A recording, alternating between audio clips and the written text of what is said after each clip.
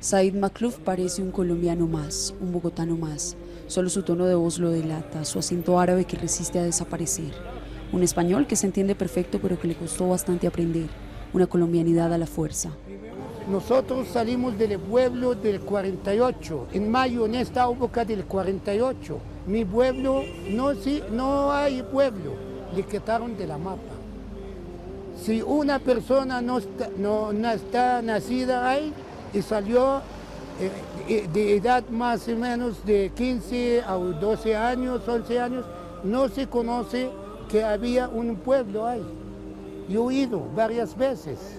Cuando viajaba yo, me gusta irme allá donde nací, a mi pueblo, donde nací yo, pero mi pueblo ya no existe.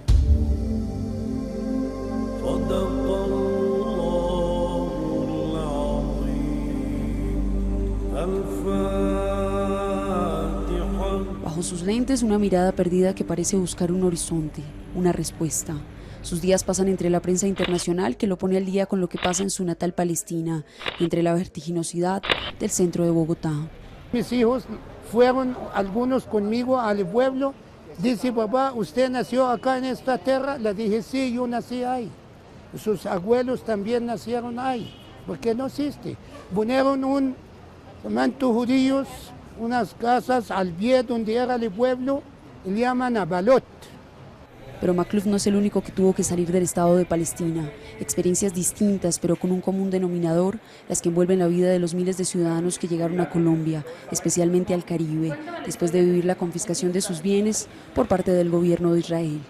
Más que todo están concentrados en la parte de la costa atlántica y pacífica. En Barranquilla, por ejemplo, si tú encuentras allá gran cantidad de palestinos que se han mezclado con la población civil palestina y se han integrado a la sociedad donde viven. El hoy de los palestinos no es una historia ajena a la de sus familiares, sus abuelos y padres, quienes también vivieron la expulsión. La abuela o la tía de antes y empieza a contarte lo que pasó con ellos en el año 48, cómo la sacaron de sus casas, en su ropa, sin calzado, caminando descalzados, que vayan a donde vayan o si no, muertos. Recuerdos que aún permanecen, comenta Safalawa, original de Nablus, territorio que pertenece a Palestina, de donde tuvo que salir a los 19 años, después de varias irrupciones del ejército de Israel en su casa. Imagínate, estás durmiendo en tu casa y entran y empiezan a hacer una vuelta en tu casa totalmente y buscar. Usted no sabe qué están buscando. Si estás ahí trabajando en tu tierra o una parte de cerca de tu casa y le dicen, acá no se puede venir, ahí aléjate, y esa es tuya, esa es tu tierra. La nostalgia se apropia de la vida de quienes ya no pueden regresar a la tierra que los vio nacer, pero que no han podido borrar los días y noches de hostigamiento contra ellos y su familia por parte del ejército israelí. Una cosa también está muy triste, que yo me recuerdo que en esa época mi hermana, recién parida, un niño, entonces del susto, perdió la lactancia, por poco mi sobrino iba a morir. Khaled Youssef estuvo preso hace 30 años en una cárcel de Israel. Asegura que el motivo de su arresto se suma al de la mayoría de casos de miles de niños y jóvenes palestinos que arrojan piedras al muro que divide sus territorios y que creó el gobierno de Israel. Llegaron como a la 1, a las 2 de la madrugada y te llevan hasta un centro de ellos. Entonces la salida desde que te cogen de la casa hasta el centro donde están ellos, la concentración de ellos, es una tortura. Además, cuando estuvimos en la época de investigación de ellos, era una tortura 24 horas. Y además por la noche te dejan, por ejemplo, escuchar los gritos de los niños. Son niños menores de 15 años, torturándolos.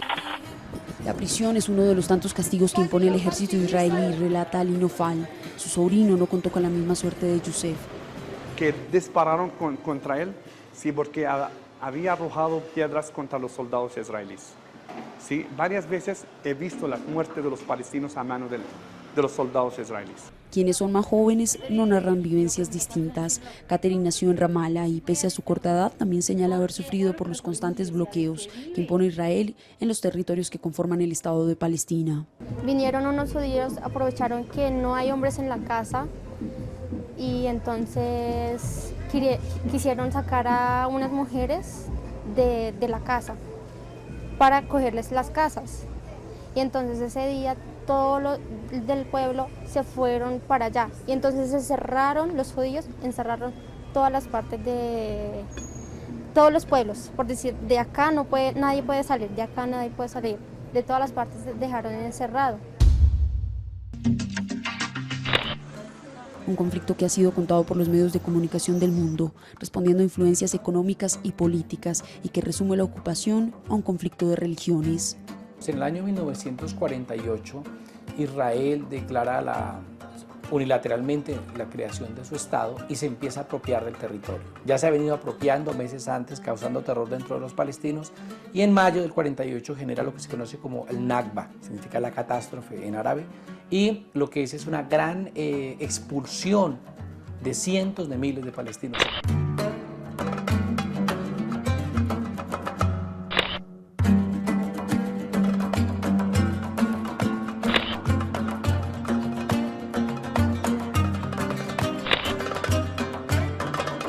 Al otro lado del mundo, a 18 horas de Bogotá, queda Turumuzaya, un pueblo de latinoamericanos en Palestina, un pedazo de Latinoamérica que late fuerte en Medio Oriente. Esta es una tierra de paz, donde todos somos hermanos. Aquí siempre hemos compartido, musulmanes, cristianos. Respetamos, aquí solo queremos tranquilidad, pero Israel quiere quitarnos nuestras casas. Ciudadanos que con orgullo enseñan su cédula y que recuerdan sus años vividos y los amigos que dejaron donde nacieron, países a los que no han podido volver por los frecuentes permisos que deben pedirle a Israel y que muchas veces aseguran ha sido negado. Amnistía Internacional considera que las restricciones de la libertad de circulación impuestas por las autoridades israelíes, entre ellas la construcción de la valla en tierras palestinas y el actual bloqueo de la Franja de Gaza, constituyen tratos o penas crueles, inhumanos o degradantes, conforme al artículo 16 de la Convención. Las restricciones actuales afectan negativamente a la vida cotidiana de casi todos los palestinos. Por un lado, están las carreteras asfaltadas y rápidas de los colonos, por las que no se permite la circulación de vehículos con matrícula palestina. Turumuzaya, mi pueblo, tiene muchos latinos, de colombianos, panameños, ecuatorianos, brasileños, panameños, todo. Cuando usted camina en la calle, por ejemplo, si encuentra 80% por la gente hablar español. Aunque con una vida establecida en Palestina, mujeres y hombres con sangre colombiana también aseguran ser testigos y protagonistas de la ocupación militar de Israel en sus territorios. Veniendo de Ramallah, dos jeeps ahí están en la entrada. Porque el chofer que maneja el bus dijo, vamos a entrar. Le dijo, no, está cerrado, nadie entra a este pueblo, a Turumuzaya. Yo soy de Turumuzaya, yo soy de aquí. Ahí está mi cédula, tómala. Me dijo, no, le digo, está cerrado, nadie entra, no puede entrar. Entonces estuvo de cabeza duro el soldado y entonces le dijo, ¿qué? Le dijo, vuelve a Ramallah, de donde vino, no hay entrada aquí. Y después pasamos al otro soldado, le dijo, venga para acá, hombre, queremos entrar al pueblo, tenemos niños en el carro, tenemos nuestros hijos adentro, mi esposa y eso. Me dijo, si baja del carro a pie, entra, si no, quédate en el carro y vuelve a Ramallah. Le dijo, ok, bajamos. Y bajamos la entrada y pasamos caminando al pueblo. De la entrada hasta aquí, casi 2 kilos. Madres que tienen a sus hijos presos, como quien cuenta cómo sus 2 hijos estuvieron retenidos por el ejército israelí, arrestados cuando tiraban piedras al muro. Ellos salían todos los viernes a Beleín, arrojaban piedras al muro. Son deportistas y los soldados les dispararon. No hay piedad, no importa si vas caminando. Simplemente eres palestino, no les importa nada.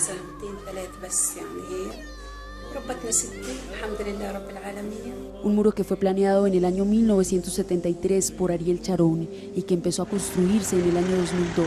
Un bloque gris que supera los 8 metros de altura y que restringe la cotidianidad de los palestinos. El otro tema importante es el muro.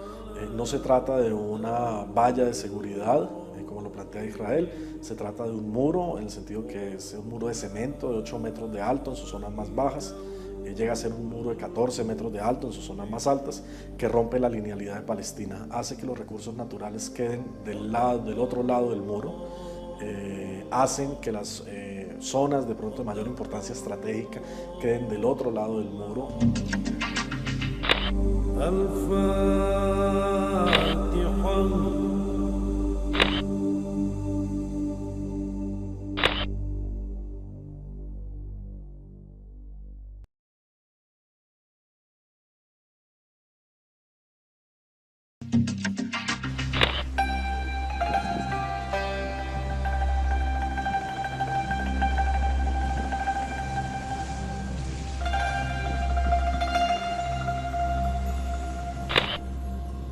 Hani Hassan vive en Ramallah y hace parte de los colombianos que llegaron por diversas causas a Palestina.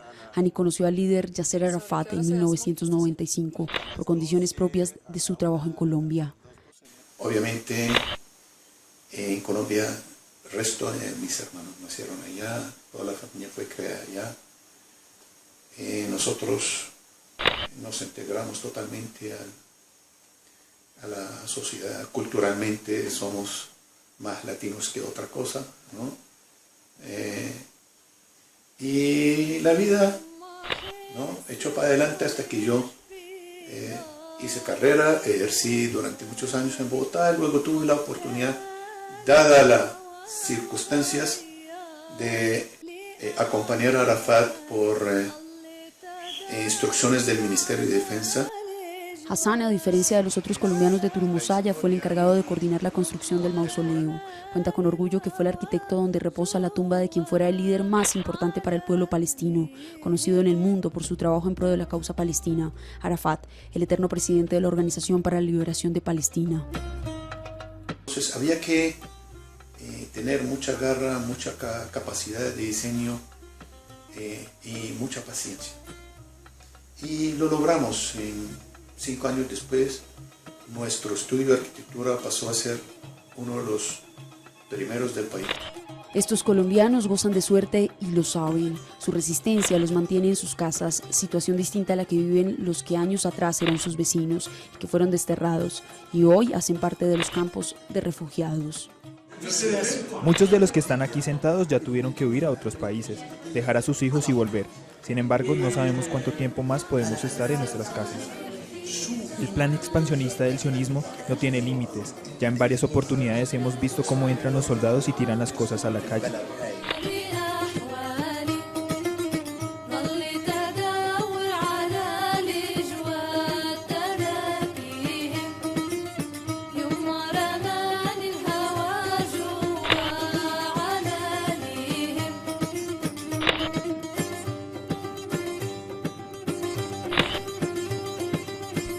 El campo de Yalazón es uno de los 19 campos en West Bank. Fue construido en 1949, cuando los palestinos de Haifa fueron desplazados por los colonos israelíes y la Cruz Roja les dio un refugio. Más de 4 millones de refugiados palestinos que en el derecho internacional tienen la posibilidad de regresar al territorio al que fueron expulsados. Israel, por su parte, dice: no hemos expulsado a nadie, aquí no había nadie, y esta es la tierra que estaba sin pueblo. Para nosotros los judíos, el pueblo sin tierra. Es uno de los grandes mitos que niega la limpieza étnica, como dice el profesor Ilan Pappé, judío él, que dice para definir los hechos de 1948.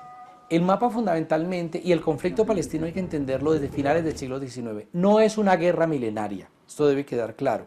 Hasta el finales del siglo XIX, árabes, musulmanes, cristianos, armenios, judíos vivían en paz.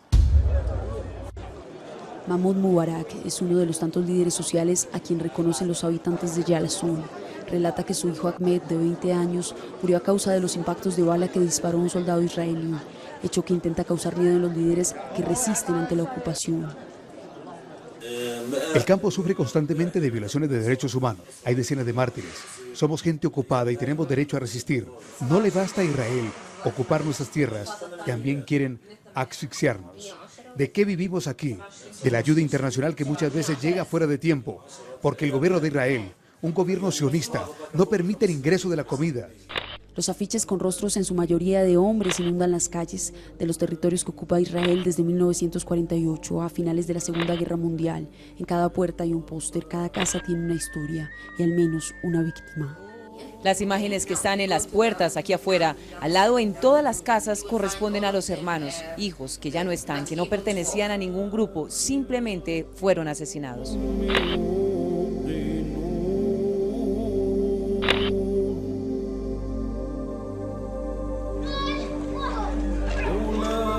Explica Ibrahim, un joven del campo que de pequeños han visto la ocupación, la expropiación de sus padres, sus abuelos y sus familias completas, y que por eso, pasados los años, continúan resistiendo. Mis amigos iban al colegio, eso es un delito. Si miras hacia enfrente encuentras que varios de los que conocí que no tenían más de 22 años ya no están. ¿Cuál fue su pecado? Ir a la escuela, no hacían nada malo, pero aquí no puedes respirar. Arriba tampoco podemos ir libremente porque allí quedan las colonias de los judíos, los que llegaron a sacarnos. Nos agreden o llaman a los soldados si lo hacemos. Pero no importa nada, tenemos la dignidad para resistir. El palestino nunca desaparecerá, así ellos lo quieran, eso nunca va a pasar. En el campo son 50.000 personas que viven en menos de 1 kilómetro cuadrado. Por lo menos 3.000 familias subsisten por debajo del nivel de pobreza. Cuentan con un médico y los menores asisten solo a 2 colegios. El derecho fundamental del ser humano, incluyendo el derecho de los niños, de la mujer, del libre tránsito de un país a otro, pues está violado las 24 horas del día por parte de la ocupación israelí. Los israelíes forman la última ocupación colonial en el siglo XXI, es la única, sabiendo que la voluntad de la comunidad internacional es distinta a lo que ellos ven. Son ocupantes excluistas, no son ocupantes que quieren ocupar y convivir con los ocupados, sino quieren expulsarles afuera.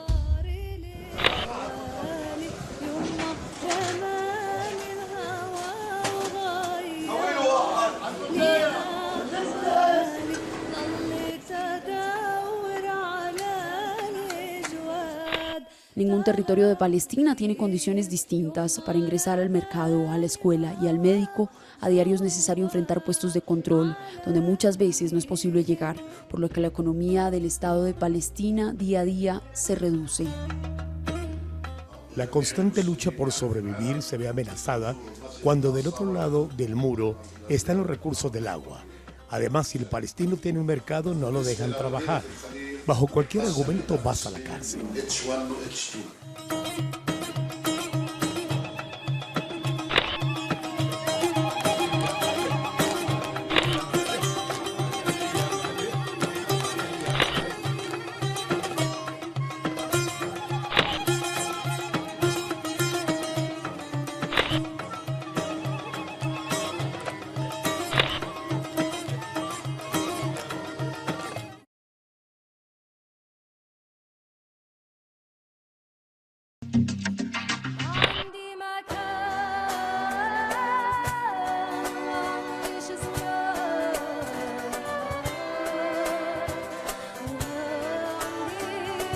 La ciudad de Belén, que está ubicada a 15 minutos de Jerusalén, no goza de suerte distinta. Se estima que el 70% de la economía depende de los extranjeros, del turismo religioso. Sin embargo, el dinero recaudado pasa por el control de Israel, que retiene por meses, señala la alcaldesa de Belén, Vera Baum.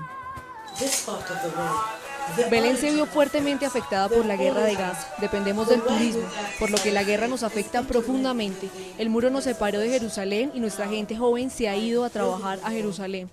Hemos sido duramente golpeados por el desempleo y emigración de los nuestros. Se estima que un 21% de nuestra población vive en la pobreza. Sin embargo, los esfuerzos para subsistir se mantienen por parte de la Autoridad Nacional Palestina y de todos los que trabajamos por nuestra tierra.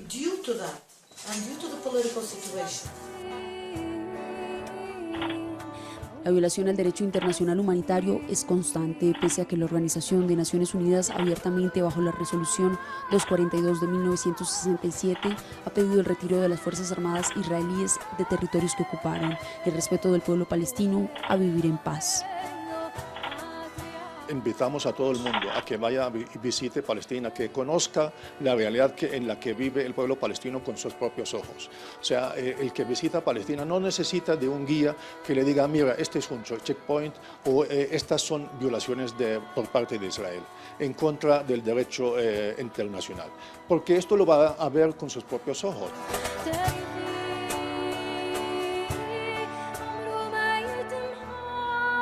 Lejos del despojo de sus hogares, los palestinos viven el bloqueo permanente. En diferentes ciudades, los muros son una de las mayores afectaciones a la población, además de incursiones militares devastadoras, como la que vive la Franja de Gaza, una zona que pertenece al Estado de Palestina.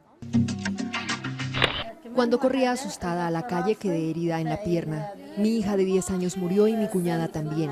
Con el tercer obús me hirieron en la cabeza, la pelvis y la espalda. Lo que recuerdo es una gran masa de piedras y la casa se derrumbó. No podía ver mi sangre porque todo estaba borroso por el polvo y las piedras. Cuando paró el bombardeo comencé a gritar por una ambulancia y allí perdí el conocimiento. Según la Organización de Naciones Unidas y su Agencia para los Refugiados Palestinos, UNRWA de España, la última escalada militar del ejército israelí en la franja, que comenzó el 8 de julio y que duró 50 días, dejó terribles impactos en la población civil. Los israelíes dijeron que era por razones de seguridad, que destruían todo. ¿Qué razones? Para que los estudiantes o la gente salga de casa. Todo está bajo su control. No hay ninguna razón para atacar o cerrar el paso. Pero aquí todo está vigilado. Nos acusan de ser terroristas, de estar con Hamas, pero nada de eso es verdad. Se estima que más de 2.000 palestinos murieron, el 70% civiles, 500 niños, 11.000 personas resultaron heridas, de ellos más de 3.000 menores. Se calcula que alrededor de 1.000 niños de Gaza quedaron discapacitados y alrededor de 1.500 huérfanos, señala el informe del Comité Nacional UNRWA.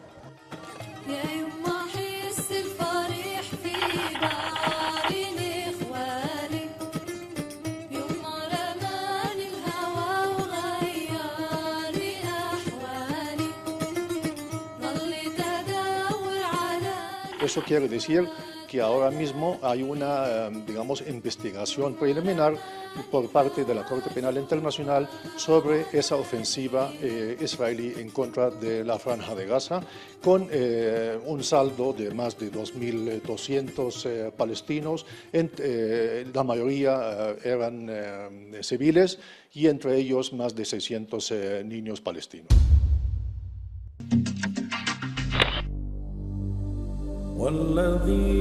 La posible salida del conflicto de ocupación la han señalado varios dirigentes, quienes se encuentran en el reconocimiento de la comunidad internacional, el fortalecimiento para la creación del Estado palestino y que por el momento el gobierno de Israel no ha querido aceptar. Realmente fue un obstáculo para todos los países creyentes en cristianismo de que reconozcan a Palestina. Con el hecho de que el Papa reconoce a Palestina como un Estado independiente, esto abrirá unas puertas amplias a que muchos países tomen la decisión de reconocer a Palestina. Yo creo que es un paso fundamental, esencial, para culminar materializando el Estado palestino independiente. Palestina cuenta hoy como un hecho histórico con el reconocimiento del Vaticano y espera que Colombia dé el gran paso, como los otros países de Latinoamérica, para reconocer a su Estado.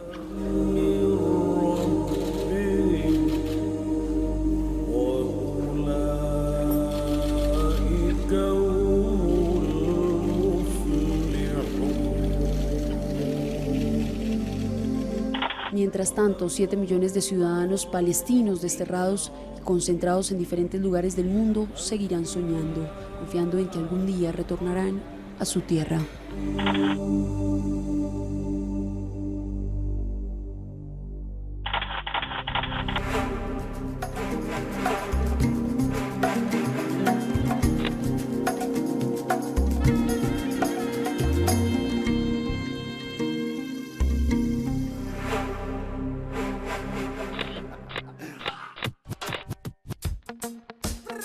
Shabba dabba dabba dabba dabba.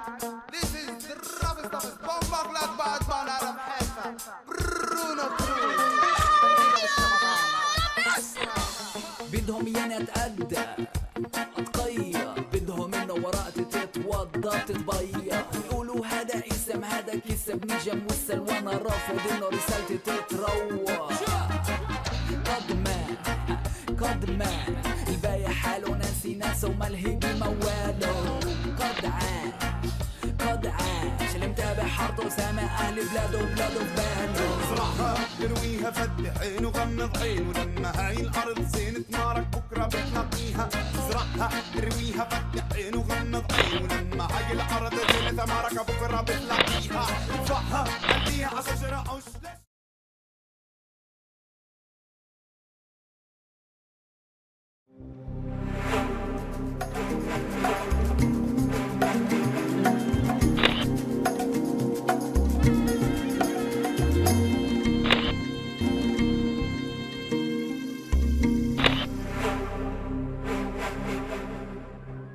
Después de ver este panorama desde la voz de las y los ciudadanos de Medio Oriente, pues queremos profundizar sobre este conflicto Israel-Palestina. La noche de hoy nos acompaña el profesor de Relaciones Internacionales de la Universidad Militar Nueva Granada, Rafat Ahmed Godme. Rafat, muy buenas noches. Buenas noches. También nos acompaña David Baracaldo, periodista de la revista digital Quién y Qué. David, gracias por acompañarnos. Gracias. Bueno, Rafa, yo inicio preguntándole las raíces de este conflicto, porque bastante han dicho los medios de comunicación, con intereses o sin intereses, un conflicto de ocupación, un conflicto de religión. Por cierto, habría que comenzar diciendo que los grandes medios han presentado el conflicto palestino-israelí de una manera bastante descontextualizada, porque básicamente cuando lo presentan lo hacen mostrándolo fuera del hecho de que se trata de un territorio ocupado. Básicamente, el conflicto palestino-israelí, pues, si es que todavía se le puede seguir llamando así, es en realidad un conflicto territorial. No es un conflicto religioso de ninguna manera, aunque por supuesto con el tiempo ha venido avanzando con algunos factores religiosos, especialmente desde el punto de vista de la judaización de Israel en Palestina y algunos factores como por ejemplo la exclusión de población minoritaria cristiana o básicamente la expulsión de algunos palestinos de sus territorios basándose en consideraciones religiosas de parte de Israel. Pero en realidad, si hay algún factor religioso en este conflicto, es básicamente proveniente de la judaización del Estado de Israel. Ahora, este conflicto comenzó con la llegada de una cantidad más o menos pequeña en proporción a una población de judíos europeos que eran perseguidos en ese momento a fines del siglo XIX y principios del siglo XX, básicamente por su condición de judíos, eran perseguidos, muchos de ellos, la inmensa mayoría de judíos perseguidos no llegó a Palestina o a otras partes del Medio Oriente, sino que llegaron a Europa Occidental o a Norteamérica. Y una pequeña minoría, que era suficiente para colonizar Palestina con el tiempo, se radicó justamente en Palestina. Básicamente eran judíos que venían de Rusia, del Imperio Ruso. Hoy en día, de hecho, buena parte de la población israelí es nacida en Rusia y han llegado hace 30 o 40 años. Por ejemplo, el ministro de Relaciones Exteriores, Lieberman, nació en Rusia y ya llegó a Israel de adolescente. Netanyahu también es de origen de Europa Oriental y así sucesivamente. En realidad Israel es eso. Israel es una colonia de poblamiento rusa, por llamarlo de alguna manera. Y para decirlo con más concreción, es un proyecto de colonización europea que utilizó ciertos mitos típicos de las empresas colonizadoras, mitos como por ejemplo el hecho de que ellos se consideraban un pueblo elegido, el mito de que ellos tenían derecho a retornar a Israel, pero en realidad eran mitos. Y por supuesto un mito histórico que surgió después de la Segunda Guerra Mundial, que fue el holocausto del gobierno alemán contra la población judía. Esos son todos mitos fundacionales que siguen hoy todavía circulando para justificar la colonización de Palestina. Rafat, muchas gracias. David, precisamente el motivo que nos acompañe en este especial es por la visita que usted realiza hace menos de 2 meses a Palestina. ¿Cuál es esa realidad que se puede palpar y que usted pudo ver por sus ojos en los territorios que hoy ocupan las colonias judías? Pues inicialmente lo que uno se encuentra es un mundo completamente sumido en una crisis humanitaria y en la resignación.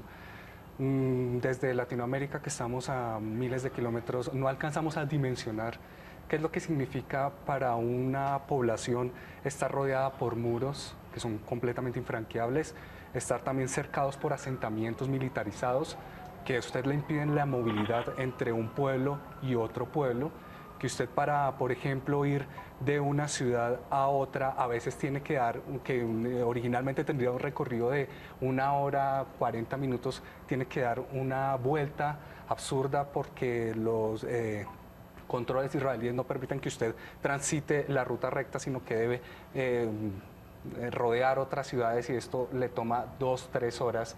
Lo que uno ve ahí también es cierta discriminación contra las comunidades. Encontramos también ciudades completamente asoladas por el asedio de las armas israelíes. No hay una guerra en este momento, no están en combate, pero se siente la tensión que en cualquier momento Israel puede bombardear, puede atacar este territorio.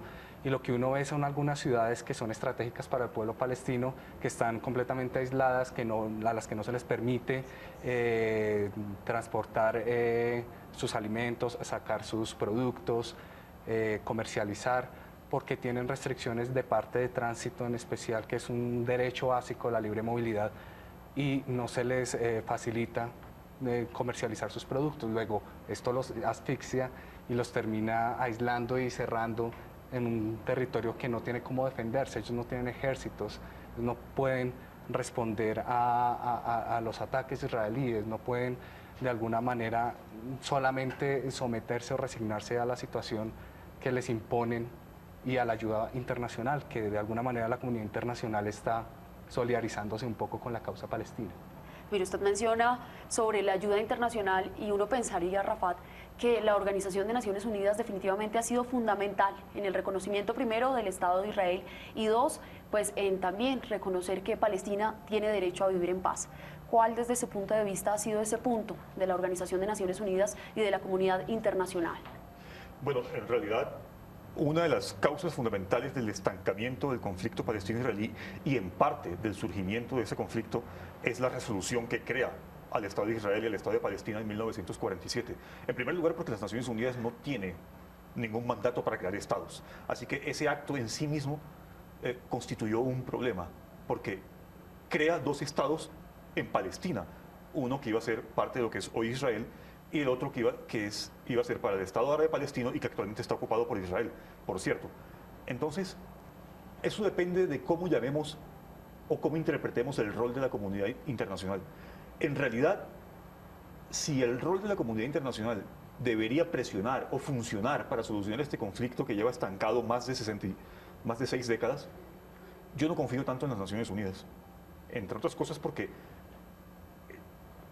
digamos que siempre va a estar el veto de Estados Unidos, por una parte, y porque para que Palestina pueda ingresar a las Naciones Unidas como miembro permanente, también debe contar con la aprobación de Estados Unidos en el Consejo de Seguridad. Así que el rol de la comunidad internacional no debe estar tanto enfocado en Naciones Unidas, sino en otro tipo de factores, como por ejemplo la presión de la opinión pública, la presión de la sociedad civil, en el mismo Estados Unidos, porque habría que recordar, Estados Unidos ha financiado o ha ayudado a Israel desde la guerra de 1967 hasta hoy con casi 250.000 millones de dólares. Y del año 2007 para acá ha entregado en ayuda militar a Israel 3.000 millones de dólares anuales en promedio. En realidad, para que Israel siga expandiendo la colonización, para que Israel siga llevando a cabo sus prácticas brutales de colonización, de violación de derechos humanos contra la población palestina, esto se debe más que todo al apoyo que da Estados Unidos a Israel. Así que la comunidad internacional debe centrarse básicamente en lograr que Estados Unidos cambie de actitud. Ok, Rafat.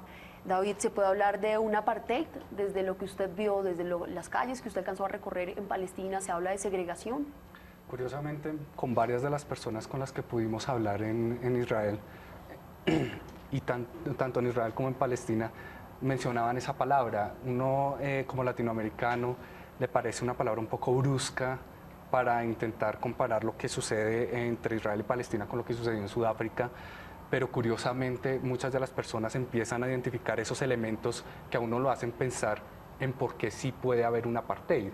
lo que le comentaba, es imposible la movilidad. Usted, por ser palestino, no puede movilizarse entre la ciudad A y la ciudad B directamente por esa línea, sino por ser palestino tiene que cruzar la ciudad C, D, E, F para llegar a la ciudad B.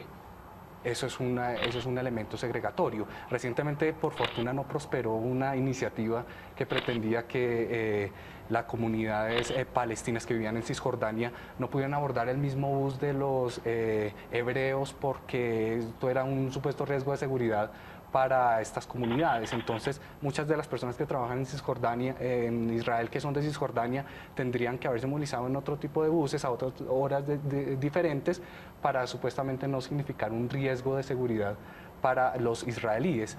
Y también muchas de estas personas nos hablaban de segregación en la medida en que el mismo hecho de ser expropiadas de sus tierras, nunca poder volver a acercarse a ellas y cada vez más seguir siendo atacados con el estigma de ser terroristas, cuando la mayoría de las personas, y no casi todas las que viven en Cisjordania, son simplemente personas que intentan sobrevivir y resisten ante un monstruo que es Israel, y es innegable que lo es así, que intenta cada vez expandir más su territorio en territorio ocupado, con colonias, que es algo ilegal visto ante los ojos de la comunidad internacional. La pregunta va para ustedes dos, señores, y es el muro. Un muro de cemento de más de 8 metros de alto y más de 700 kilómetros que desde el año 2000 empieza a construirse. ¿Quién puede frenar la construcción de ese muro? En realidad, todo depende de la presión que ejerzan ciertos países como Estados Unidos. La Corte Internacional de Justicia en el año 2004 emitió una opinión consultiva que tiene ciertamente peso jurídico, que puede generar jurisprudencia, esta resolución u opinión consultiva de la Corte Internacional de Justicia de La Haya, en el sentido que consideraba el muro como una forma de profundización de la colonización y por tanto un acto ilegal. La misma Corte sentenció que toda vez que un Estado colonice o anexe territorios por medio de la fuerza o medio de la guerra, se constituye en sí mismo en un acto ilegal. Y ese es justamente el caso del muro. El muro en sí mismo es un acto ilegal porque está siendo construido sobre un territorio ocupado. Y por otra parte, el muro es de todos modos una estrategia tendiente a largo plazo de parte de Israel para profundizar justamente la política de apartheid. Por supuesto, a las élites gobernantes en Israel no les gusta reconocer que se trata de un sistema de apartheid, tal y como ocurrió en Sudáfrica, y que fue eliminado en 1993, ese sistema. Ellos no lo van a reconocer, excepto algunas voces que en privado lo han dicho, y hay algunas publicaciones que lo corroboran. Es un sistema de apartheid, el muro, básicamente construir o crear enclaves ahogados o enclaves en Palestina que apunten o presionen a la población tal que terminen ya sea desplazándose o migrando o simplemente convertidos en ciudadanos de segunda, tal y como está ocurriendo en este momento. En realidad, la esperanza, repito, se cifra en que algunos países que siempre han prestado apoyo casi que incondicional a Israel eliminen ese apoyo. Y para terminar, me gustaría hacer una comparación o la analogía justamente con el sistema de apartheid de Sudáfrica. Repito, hay muchos israelíes que no les gusta que lo comparen. Hay muchos analistas que no les gusta que le digan que hay un sistema de apartheid en Israel. En realidad, eso es lo que está ocurriendo en Israel y en Palestina ocupada, un sistema de apartheid. Pero cuando el sistema de apartheid fue formalmente eliminado de Sudáfrica en 1993, qué curioso, ese sistema fue eliminado básicamente porque Estados Unidos dejó de prestar ayuda al sistema de apartheid, al sistema de segregación o de racismo por parte de la élite colonial blanca que gobernaba Sudáfrica. Así que si uno aplica la misma analogía de Sudáfrica al caso palestino, evidentemente cuando Estados Unidos deje de apoyar a Israel, el sistema de apartheid y en últimas la ocupación palestina tendrá que retroceder. David. A mí me resulta muy curioso y me llama mucho la atención que Estados Unidos e Israel, que fueron en su momento dos de las naciones que más criticaban el muro de Berlín y que tanto lo atacaban, son dos de las naciones que en el mundo tienen muros divisorios y un poco odiosos entre poblaciones. Estados Unidos lo tiene con México, Israel lo implanta en territorio ocupado en Cisjordania. En algunos momentos también yo comentaba que la disposición del muro es algo perverso también para la misma comunidad, empezando porque simbólicamente el muro es impenetrable y usted no se puede acercar a él. Nosotros en nuestra visita a territorios palestinos encontramos que las personas encuentran en el muro una amenaza para su seguridad misma. No es la seguridad exactamente de los que están detrás del muro, desde el lado del asentamiento, sino también para los que están cerca al muro, que son poblaciones que siempre han sido de ahí. Las poblaciones palestinas, las comunidades, cuando se acercan al muro corren el riesgo de ser tiroteadas, porque en cualquier momento significaría una amenaza el hecho de que un palestino o un árabe se acerque al muro y pueda de alguna manera intentar hacer algún ataque, que es como el imaginario que ellos defienden para bordear ese muro y llenarlo de soldados que estén vigilándolo. Y hay un elemento también perverso que encontramos en esta visita, y es el hecho de que muchos de los que construyen el muro son obreros palestinos de Cisjordania, que son contratados para construir ese muro odioso que los termina segregando y los termina también alejando y poniendo como los victimarios eventualmente, cuando terminan haciendo unas construcciones que son completamente anacrónicas incluso, y que terminan de alguna manera poniéndole más acento a ese apartheid que a veces resultaría muy evidente. Uno estando allá, uno se encuentra lo que hay del lado del muro, del lado palestino, que a veces es pobreza y miseria, y lo que hay del otro lado, que son los asentamientos bastante bien cuidados. Gracias, David. Rafat, claridad sobre los israelíes y el sionismo. Bueno, el Estado de Israel es una construcción del movimiento sionista, un movimiento que fue creado a fines del siglo XIX por Teodoro Herzl.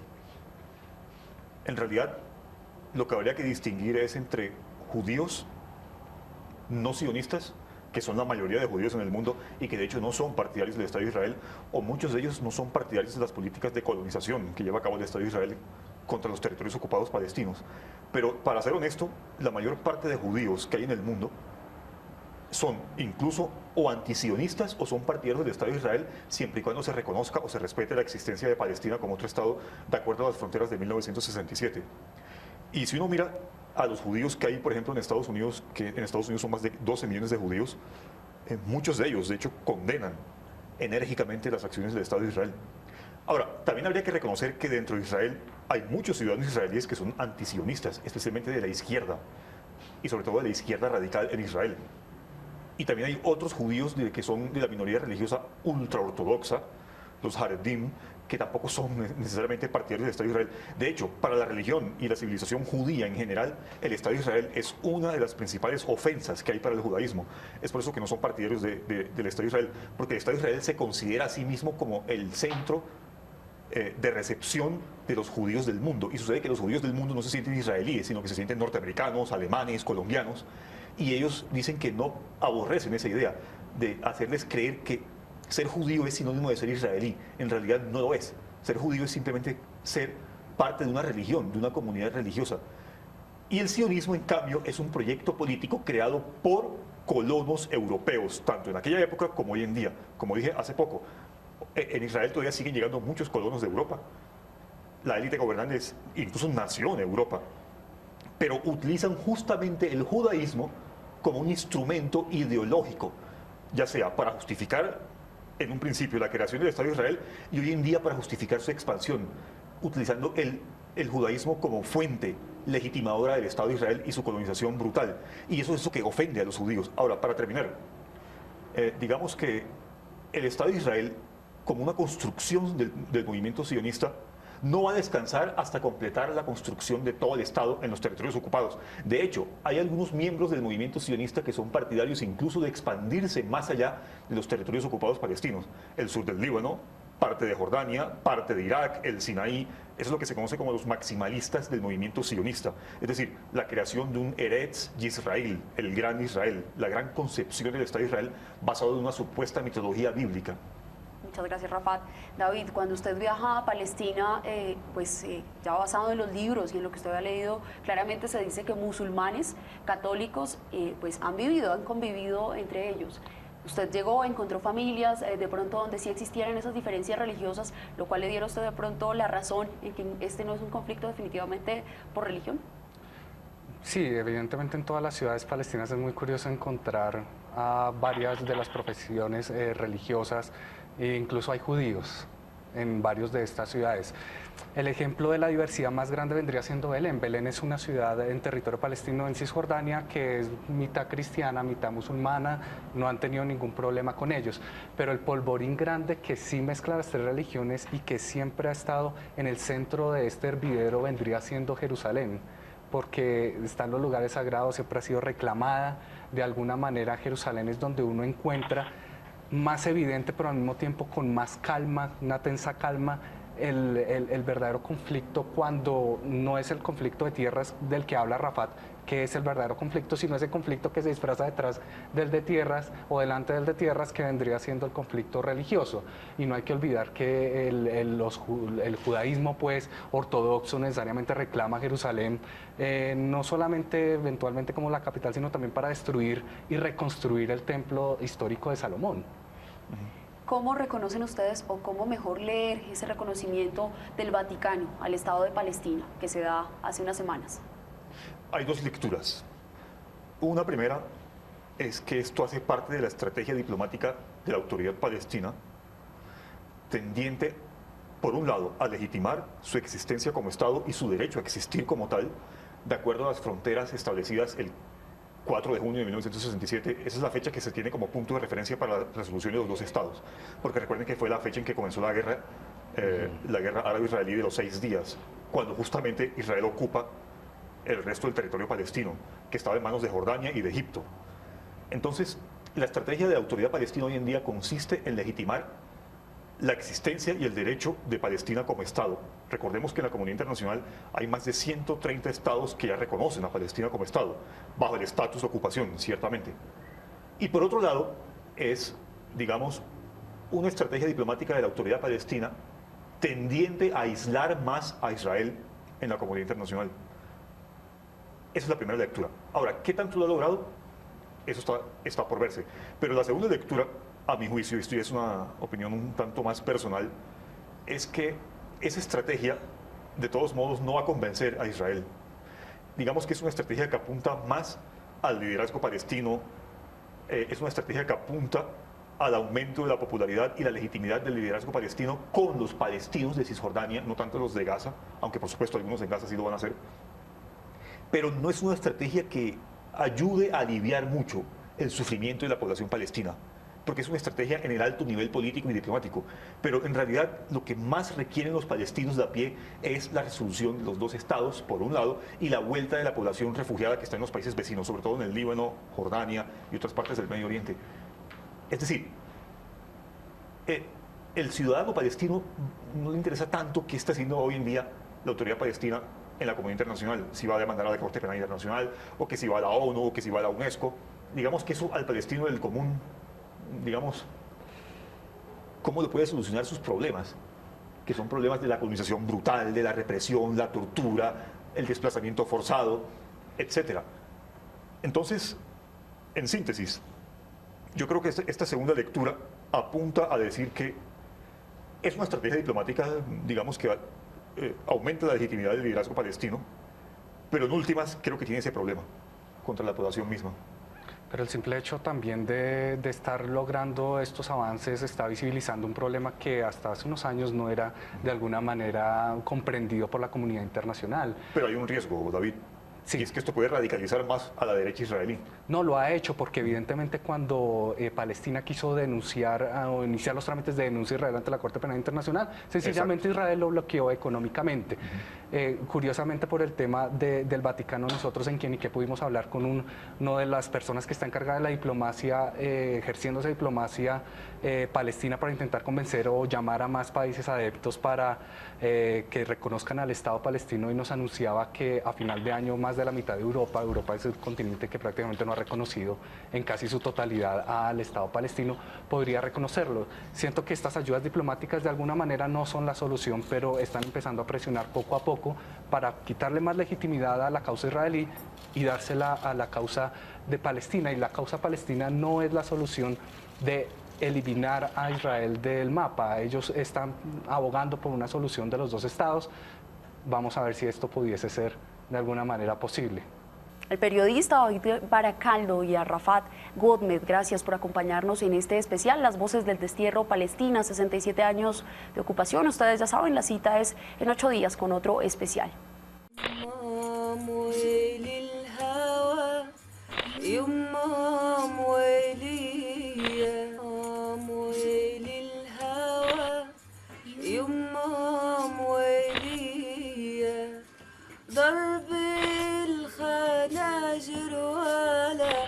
حكم النادل فيا يما مويلي الهوى يما مويليا ضرب الخناجر ولا حكم النادل فيا ومشيت تحت الشتاء والشتاء رواني والصيف لما أتى ولع من نيراني بيضل عمر الفتى نادر للحرية يما مويلي الهوى يما مويلية ضرب الخناجر ولا حكم النادل فيا